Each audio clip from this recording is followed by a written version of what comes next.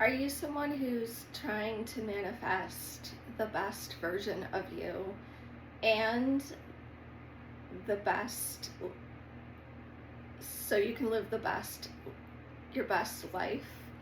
Well,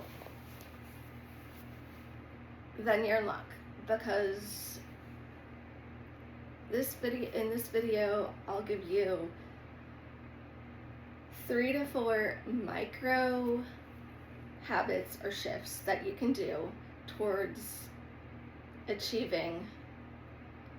becoming the best version of yourself that will ultimately help you manifest the life you've always wanted. So, hi, I'm Kat. Welcome to my channel. If you're new, I don't really have a set niche, but I'm just sort of playing around with different topics that I'm interested in. So, welcome. If you're a returning viewer or subscriber, welcome back. Thank you very much. Yay.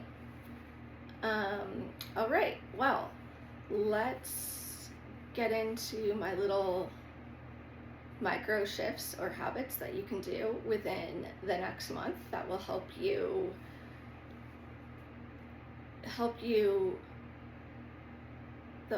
shift your energy to become the best version of yourself, and will help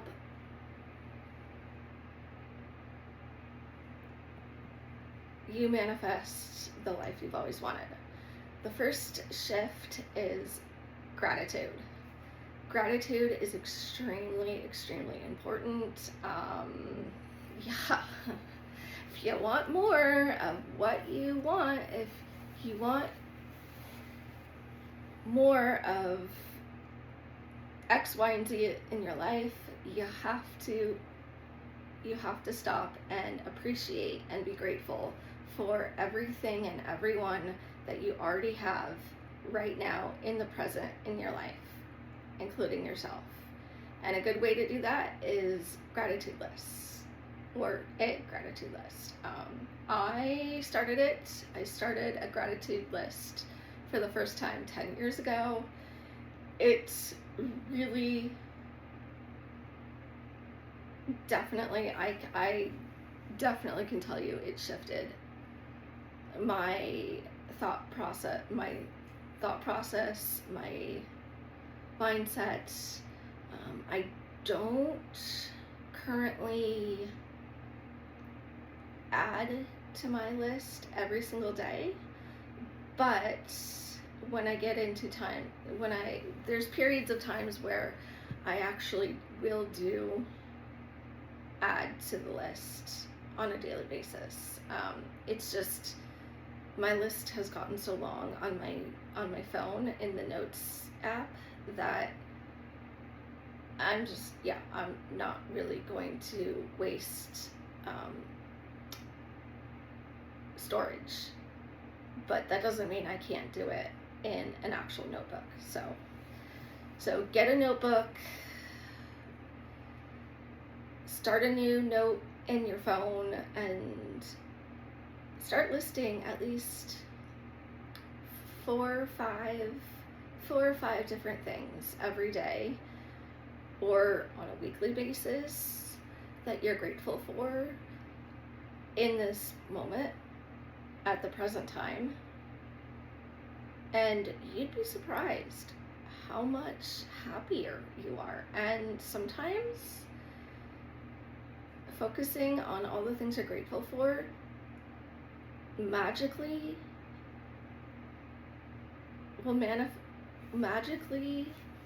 bring something that you've always wanted in your life.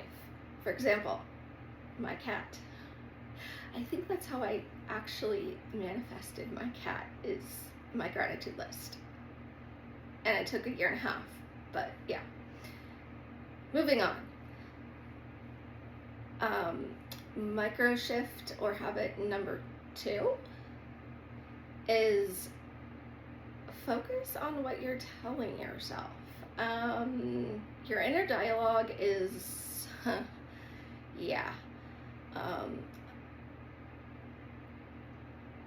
Not all of us, yeah, we all have negative self-criticizing talk and limiting beliefs. But a lot of that can hold you back from becoming a better version of yourself. And it can also hold you back from manifesting the life you've always wanted. So be careful what you're telling yourself. So when you find yourself saying, repeatedly telling yourself some limiting belief or something, or some story that you've about yourself that's not true, switch it around and say something like, I don't know, let's just say you keep telling yourself that you're broke, and everyone else around you reminds you that you're broke. Well, instead of focusing on that and telling yourself that, you could switch it around by saying,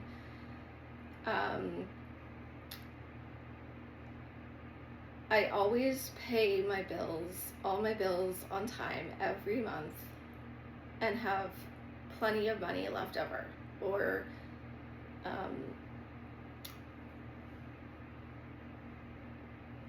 that's a good one. That's off the top of my head.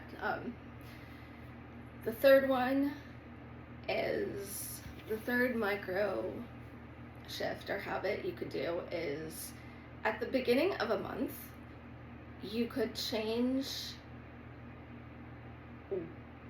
a habit or behavior that you don't like and replace it with a habit or a pattern or behavior that you want, that you think and feel your future self would do. So this kind of goes back to New Year's resolutions, but my take on it is, you don't have to do it for the whole year, just a month. I mean, it takes, what, 25 to 30 days to get rid of a habit or behavior that's negative, or implement a behavior or pattern into your life. So why not just try 1 month? One habit, one behavior or pattern. And since we're now in a new month, it's the perfect time to do that. And again, you'll be amazed at how much just in 1 month doing that will actually help. And yeah, you may not continue that new habit or change that new habit, but that's where you could just continue, or you could always start over again. So the last micro shift that I have to share is meditation, which I know, meditation, people don't like to meditate, but it actually really helps. Meditating helps to balance and center you, calms you down if you're someone who's really anxious. It just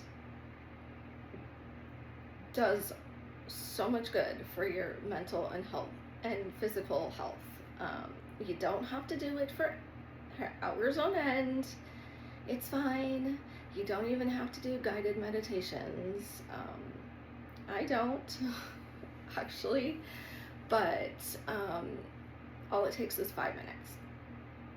Even if you don't do it every day, you could do it weekly, or you could do it twice a week, or once a week, or every day if you want to. And if you're really busy, all you really need is 5 minutes. And just stop and just sit in a quiet place and try to go in and breathe. And you don't have to quiet your mind. I mean, there's plenty of apps you can try. There's guided meditations on here on YouTube or on meditation apps. You can meditate by staring at a candle and the flame of a candle. Yes, you actually can.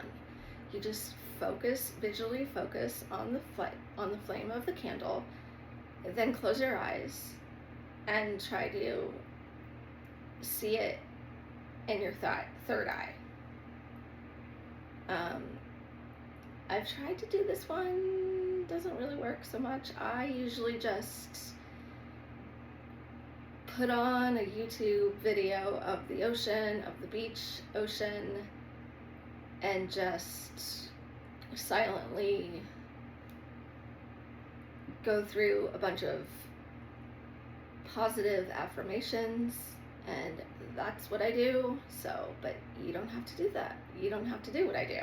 So, however you want to do it, yeah. So, and here's the bonus one. Get plenty of sleep, exercise, regular amount of exercise. Even if you don't exercise every single day, getting a decent amount of exercise throughout the week is a really, even if it's not for like an hour, even if it's like 10 minutes, 10 to 15 minutes, well then fine. That's perfect, because you don't need to exercise forever. So, again, exercise and good sleep will help you keep you balanced and centered, and also eating healthy. Getting rid of snacks, a lot of snacks, and a lot of sugary drinks, and that sort of thing. So, yeah. Last but not least, I have some book recommendations for you. I have 5, but I only have 4 of them physically. The first book recommendation I have for you, which has been very helpful for me, is Mel Robbins' The Let Them Theory. I got the audiobook and I loved it so much that I need to buy the physical book, but haven't yet. So she basically tells you, like, not just to set boundaries, but in that book she tells you, she guides you towards, well, let them do whatever, and let me do whatever. So the next book recommendation I have for you is Ken Honda's Happy Money. Love this book. It's about success, finances, achieving financial wealth. Yeah. And it basically, in this book, he basically tells you that money's just not a physical object. Money is energy. And so that really, let's just say this book has really opened my mind. So the next one is Gabrielle Bernstein's The Universe Has Your Back. Love this book. The universe in this book, The Universe Has Your Back, Transforming Fear to Faith, she basically tells you that, yeah, the universe has your back. You just have to like relax and surrender and find a way to let go of your fear and embrace faith and trust in the universe. And she does that through the various stories and examples of her own life and others. And she also guides you through different practices, simple, short practices that you can do to help you do that.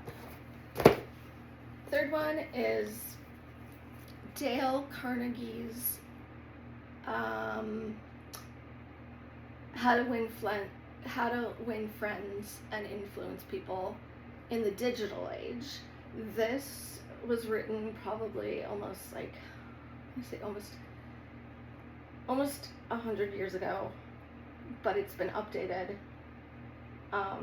to modern times because we have so much technology and social media, and this is a really good book if you're trying to become a successful person, not just career-wise, but personally, and on a personal level.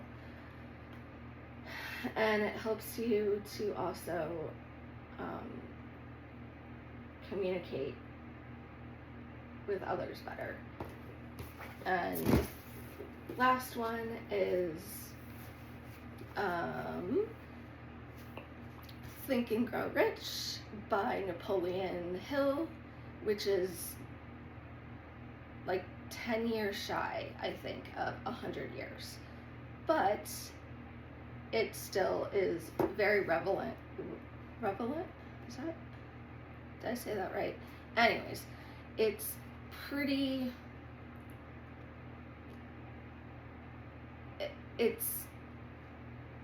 It works in this day and age too.